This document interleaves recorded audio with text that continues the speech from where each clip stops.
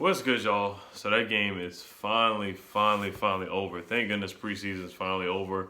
We learned a lot from it, man. We learned a lot from preseason. I learned a lot. Dwayne Haskins had a great game. Steven Sims had a great game. He really might have solidified a spot on this team. Who else? Cam Sims didn't play well. He had the dropsies tonight. He had butterfingers. He had hands like a snake.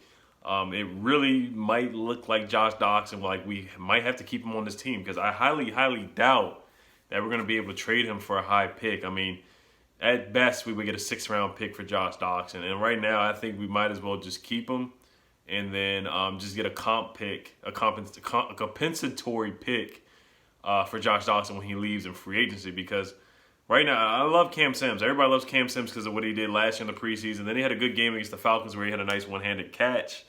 And then he had another nice catch over the middle against the Falcons as well. But tonight it was bad. It was really bad. He couldn't catch a cold, couldn't catch anything. He had hands like a snake, like I said, butter hands, butter fingers. It was bad. It was bad tonight for Cam Sims. Then in the second half, I was like, okay, Cam Sims might have a better second half. And it's not his fault, but Jalen McClendon was just terrible. He was awful tonight. He was so bad. He looked like he was lost out there like a deer in the headlights. He couldn't throw anything at all. He was just awful, except for an interception. He was awful tonight. But the bright spots, of course, was Dwayne Haskins. Dwayne Haskins got an A- from me or a solid A tonight. He was really good. 10 for 17, 107 yards, touchdown pass to Steven Sims. Steven Sims gets an A+ tonight. Nice kick returns. Had a nice touchdown catch. Played very well. Like I said, he probably will make this team now because of that. Because of the kick returner aspect of special teams. Jimmy Moreland played well, had a nice tackle. Montez Sweat played well, had a nice tackle. Didn't play very much. Casanova McKenzie had a concussion.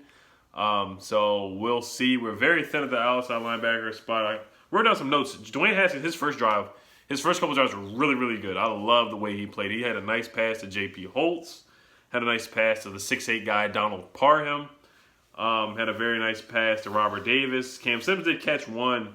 So I love what Dwayne Haskins did tonight, man. Other than the drops, man, that's not his fault, man. He made a nice play, ran out of the pocket, threw a nice pass to Kinsey. That was called for a holding. Jerron Christian didn't play well. Eric Flowers didn't play tonight. Pierce Scherberger, I didn't really see too much from him. He did okay. Wes Martin did okay. The running game, we didn't really get it going tonight.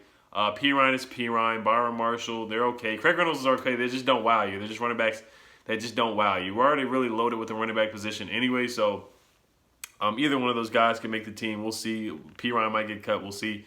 I just see Jay Gruden loves Pirine so much that Pirine probably will make the team over guys like Craig Reynolds and Byron Marshall. He probably will. Or Byron Marshall might make the team as well, or practice squad or something like that. So we'll see about that. But trying to think what other notes. Hollywood Brown for the Ravens, he can't catch at all. He was terrible fielding the punts. He muffed 2 punts, which was terrible. And the roughing call or whatever, unnecessary roughness call on Jehu Chesson was malarkey again. Then Jay Gruden got a personal foul because he argued the call with a 15-yard penalty. It was just terrible. It was terrible. And then they called a offensive pass interference on Brian Quick in the second half. That was a terrible call too. Just bad calls. The refs they got a bounty on us or something. The refs just hate us so bad. It's ridiculous. Jimmy Moore, like I said, Casanova McKenzie, the concussion. Jeremy Reeves played well. Troy Ackby, he made some plays here and there. He did miss a tackle. He's probably going to make the team. JoJo Wicker had a nice sack. There was a nice goal line stand in the second half that I saw. That was good by the 3rd string, 4th string guys. Kelvin Harmon didn't get a lot of playing time. Andrew Ankra did come back. He had a concussion, it looked like, but he came back in the game or something, or possible concussion. But yeah, there wasn't too much. But Dwayne Haskins played really well. I like the promise that he shows, and he gets better and better by each game. He gets better and better each game. Like I said, the league done messed up. T-shirt link in the description. He gets better and better each game. He just needs to play more football. There's no way he's going to get better by sitting on the bench, but a lot of people want him to sit on the bench, and I guess he'll learn like Patrick Mahomes did, or I'm trying to think who else. Aaron Rodgers sat for a while. There's a lot of guys that sat down for a while. Baker Mayfield didn't play until game 3. Deshaun Watson didn't play until the second half of the first game. So that's been the formula for a lot of guys. And then you got your guys like Carson Wentz who started day 1. Did Josh Allen start day 1? I can't remember. I don't think he did. But yeah, there's a lot of guys that come off the bench and play well. Kirk Cousins, you can say Kirk Cousins too. I don't even know why I brought up Kirk Cousins' name, to be honest with you. But Like I said, Deshaun Watson, Baker Mayfield, guys like that. Aaron Rodgers, who came off the bench and sat there and learned a little bit. Pat Mahomes had a redshirt year. Aaron Rodgers redshirt year. So guys like that, you can look at guys like that. So hopefully that will happen for Dwayne Haskins. There's word around saying that they want Colt McCoy to play if he does come back. So we'll see about that. Hopefully not. Once again, Steven Sims was just playing his butt off.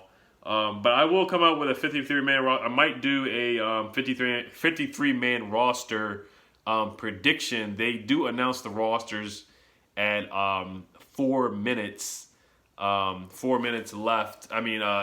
Saturday at 4 p.m. they announced the rosters. So this game was really hard to watch. I'm sorry, it was so hard to watch. That second half, I sat and watched this whole second half. It was really hard to watch. A lot of guys, for the Ravens too, they dropped a lot of passes. A lot of Ravens guys, they dropped passes too. It was bad both ways with dropping passes. It was really bad. It was the Butterfinger crew out there tonight. So I'm trying to think if there's any. But if I had to pick, I'd say 7 guys make the team for the receivers. 7 receivers will make the team. I got Trey McLaurin, Paul Richardson, Trey Quinn, Robert Davis making the team. Now I got Steven Sims making the team. Josh Doctson probably will make the team now, and Kelvin Harmon, because we just need all the receivers we can get.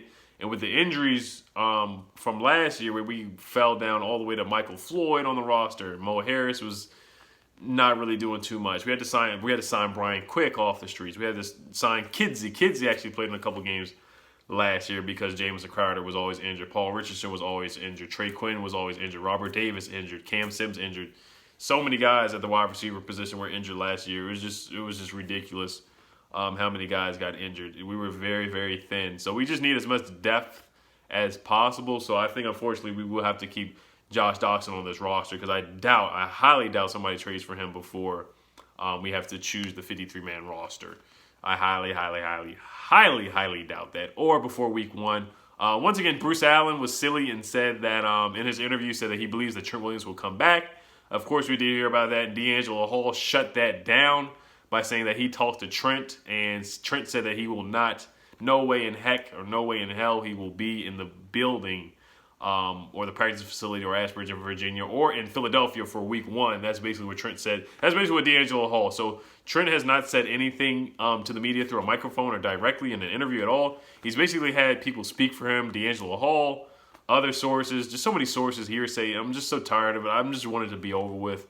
There were rumors, and actually not even a rumor, saying that the Texans, this is actually a fact, that the Texans did reach out to us, offering us Jadeveon Clowney. Obviously, they were probably asking for Trent Williams in return. There's very mixed reviews on who wants to do that trade. A lot of people want to do it, and I wouldn't be mad. I wouldn't be mad if we made the trade for Jadeveon Clowney. If we did Trent for Jadeveon, I honestly wouldn't be mad. I'm not one of the people saying, hey, let's do it, but I would not be mad about it. I wouldn't be mad, especially with Casanova McKenzie having the concussion. We are thin at the edge rusher position. The only guys we really have on the roster right now is Montez, Ryan Anderson, Ryan Kerrigan. Other than that, we don't really have a lot. Jordan Belford, injury, Casanova, concussion. So if those guys are not available for week 1, we're very, very thin at the outside linebacker spot. And if we could add a guy like Jadeveon Clowney, who's a perennial Pro Bowl or all-pro edge rusher, then that would be something that's ridiculous, incredible in a good way. So it's hard to just say no to that. It's really hard to say no because we could have a rotation of guys. We could just have a platoon swap of guys that could really get to the quarterback. And then when Casanova McKenzie does come back from the concussion, we would just be a scary, scary team. Or even if he doesn't come back, Montez Sweat, Clowney, and Kerrigan, those are just all guys that could really be Pro Bowl edge rushers. Ryan Kerrigan's already a Pro Bowl guy, and Clowney's already a Pro Bowler anyway. So it's just the money. The contracts, that's the only scary part is the contract. And I really don't want to do the 1-year rental thing with Clowney. If we get Clowney, I want to sign him for the long term. So that means you would have to pay him the big bucks. You have to bring out the Brinks truck for Jadeveon Clowney. So those are the things that I observed from tonight. Not really too much. So I guess I'll stop it right here, man. Definitely tune in and get ready for the roster reaction.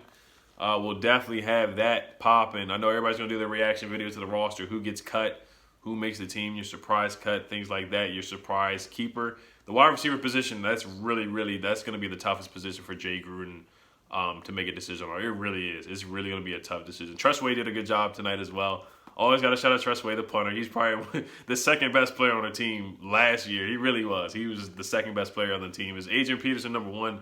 Then it was Tressway last year with his punts and just putting us in the best field position for defense as possible. So that's about it, y'all.